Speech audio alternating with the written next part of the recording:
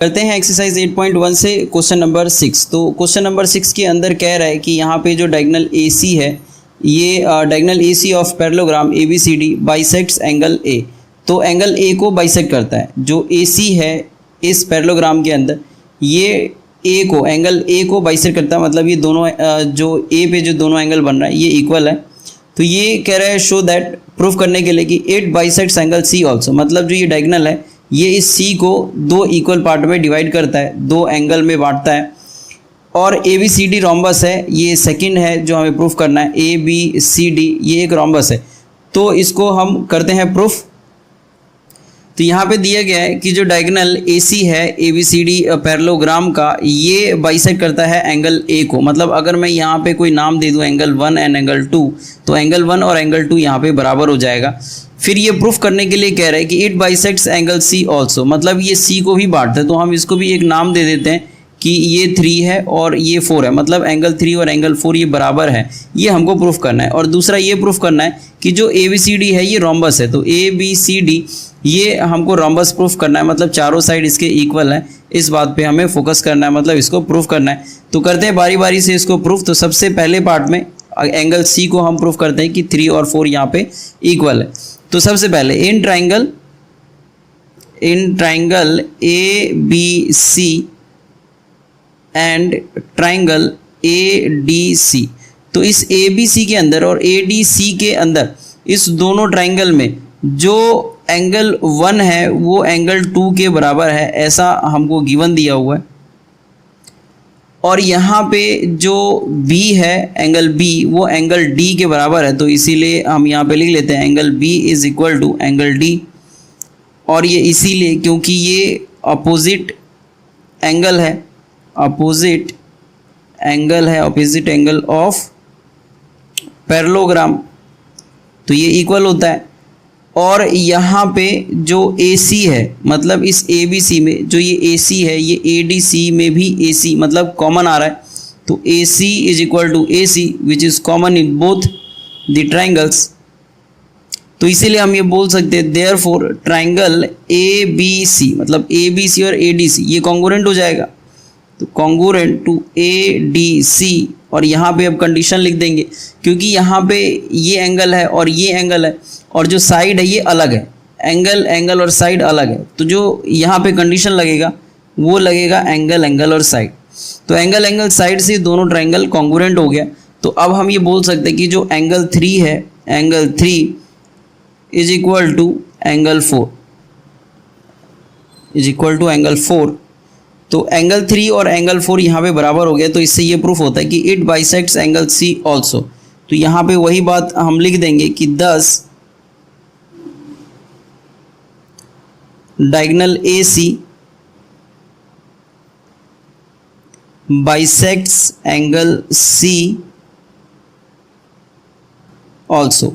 और जो इसका सेकंड पार्ट है, यहाँ पे ये हमें प्रूफ करना है कि ABCD रोम्बस है, मतलब चारों साइड को हमें इक्वल प्रूफ करना पड़ेगा। तो यहाँ पे जो एंगल 1 है ये एंगल 2 के बराबर है, ऐसा हमको ये गिवन दिया हुआ है, गिवन। और जो एंगल 3 है ये एंगल 4 के बराबर हो चुका है, ये तो हमने अभी प्रूफ किया है। इसके अंदर जो 3 और 4 है ये बराबर है, तो प्रूफ्ड इन फर्स्ट। और जो यहाँ पे जो एंगल 1 है ये एंगल 4 के बराबर होगा। इस बात को हम लिखेंगे कि but angle 1 is equal to angle 4। और ऐसा इसीलिए होगा क्योंकि यहाँ पे ABCD पैरेललोग्राम है, तो जो एंगल 1 होगा एंगल 4 के बराबर होगा, क्योंकि ऑल्टरनेट एंगल। तो ये बात हमको लिखना पड़ेगा कि AD पैरेलल टू BC। तो इसीलिए देयरफॉर बाय ऑल्टरनेट एंगल, जो एंगल 1 है वो एंगल 4 के बराबर हो जाएगा। तो क्योंकि यहाँ पे एंगल 1 एंगल 2 के भी बराबर है और एंगल 1 एंगल 4 के बराबर है, तो यहाँ पे ये चीज़ हम बोल सकते हैं कि जो एंगल 1 और जो एंगल 3 होगा ये भी बराबर होगा। तो यहाँ पे वही बात हम लिख लेंगे, therefore angle 1 is equal to angle 3।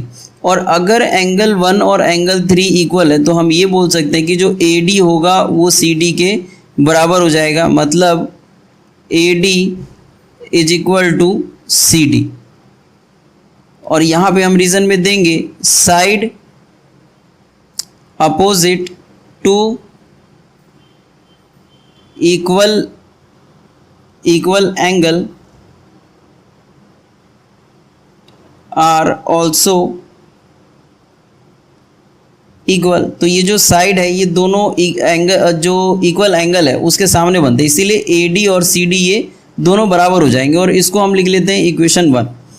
लेकिन यहाँ पे सिंस जो AD है ये तो BC के बराबर है, जो ये AD है ये तो BC के बराबर है क्योंकि पैरेललोग्राम है तो आमने सामने तो बराबर होगा, और जो AB है वो CD के बराबर होगा क्योंकि ये अपोजिट साइड है पैरेललोग्राम का। तो यहाँ पे हम लिख लेते हैं AB is equal to CD।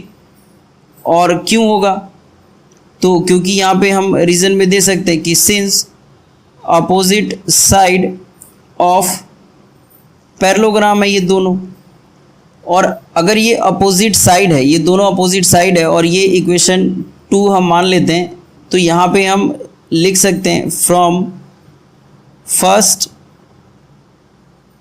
And second AB is equal to BC is equal to CD is equal to DA। क्योंकि अगर जो AD है वो CD के बराबर है लेकिन AD BC के बराबर है और AB CD के बराबर है, तो अल्टीमेटली ये चारों एक दूसरे के ही बराबर हो जाएगा।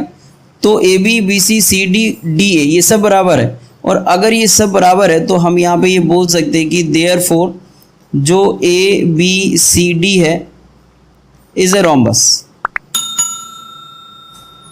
Is a rhombus, ABCD is a rhombus. तो ये जो सेकंड पार्ट है ये भी हमने प्रूफ कर लिया, तो ये हमारा आंसर हो गया।